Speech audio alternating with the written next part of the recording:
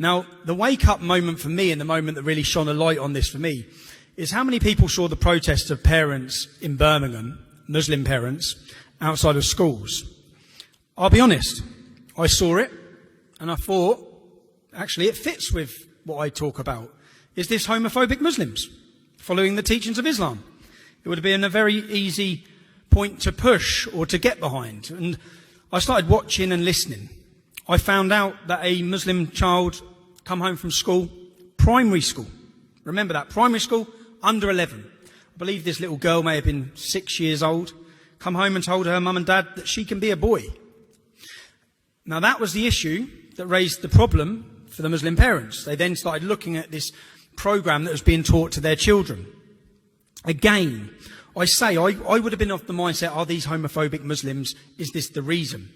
I looked at the school. I saw that the man who's running this education system within the school is homosexual. So then I investigate to see if there's been any previous complaints at the school by Muslim parents about having a gay man teach their children, which there hadn't.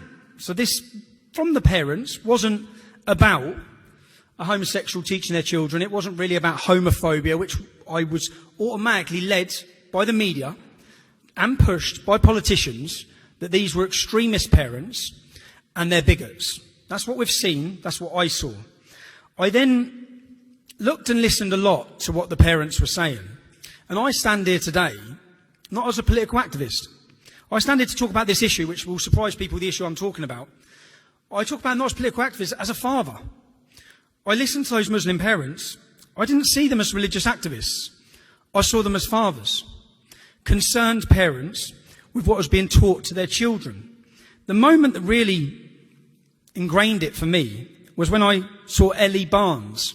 Ellie Barnes is a government advisor, an award winner, an LGBT activist in Birmingham.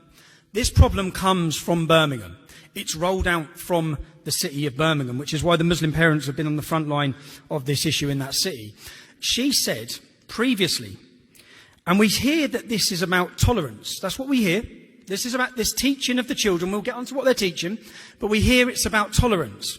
Ellie Barnes, and I'll quote her, "We must smash the heteronormativity in primary school children." That's someone with an agenda, their own agenda, and they want to push it on our children. Not her children, our children. Okay? Smash the heteronormativity. The normativity of a man being with a woman, which is normal. Okay? And they want to smash it. And this is like when I first woke up to the issues I'm known for talking about. The more I read, the more concerned I come. It's exactly the same with this issue. The more I've started looking and learning and seeing the agenda that's being pushed on primary school children, the more concerned I've come. Let me show you a video, and I could show you hours worth of these videos. Yeah? Let me show you a video of primary school nursery children. Would like to do some of those funny little dances from Fortnite? Does anybody know any of the dances from Fortnite? Oh, then you are a credit to your community. But most of all, Michael likes to twerk. Now, does anybody in this room know how to twerk? All right, well, it's quite important to the story, so I will just give you a very quick demonstration. All you need to do is you just stand with your feet sort of shoulder width apart, like so. Okay, and I'll show you at the side so you can get a better view that way. And you're crouched down into this sort of position here, so your bum's sticking out. Hope you're taking this all in. And then you just move your bum up and down like that, and that's twerking.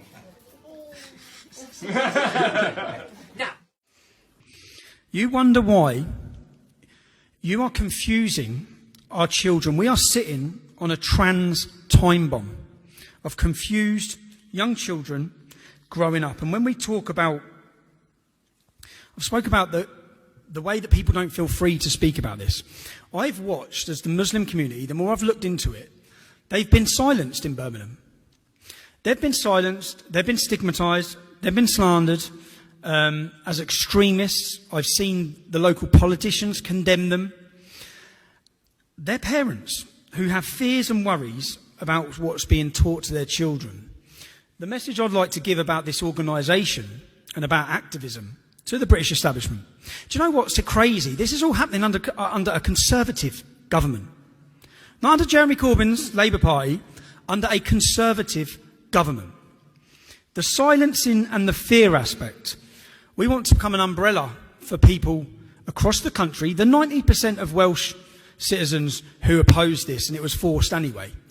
We want to give a message to the British establishment that if you think this is going under the carpet and quietly passing through for compulsory teaching in children's education by September, if you think you've seen problems outside schools in Birmingham, you haven't actually seen anything yet. Because, and I'll put the olive branch out to the parents in Birmingham, I think that we have to, the British public have to support them. The main problem here is that many parents will not even be aware that drag artists are being brought in to speak to children at school, to read nursery rhyme books, that these books are becoming part of curriculum teachings. The increase going up of over 2,000% each year of gender dysphoria. So, in that, as a father, as a guardian to my children, I will not allow a nanny state to remove my parental rights. And I want to make sure that people join. If you wanted a movement to join, I urge you to join it. I urge real LGBT activists. We've come a long way in protecting gay people's rights. I'd be the first person to speak up for gay people's rights. These videos, this teaching is nothing about gay people's rights. This is about an enforced indoctrination into primary school children. I implore you to join this fight. I implore you to join this movement. The nanny state makes for a terrible educator and an even worse parent.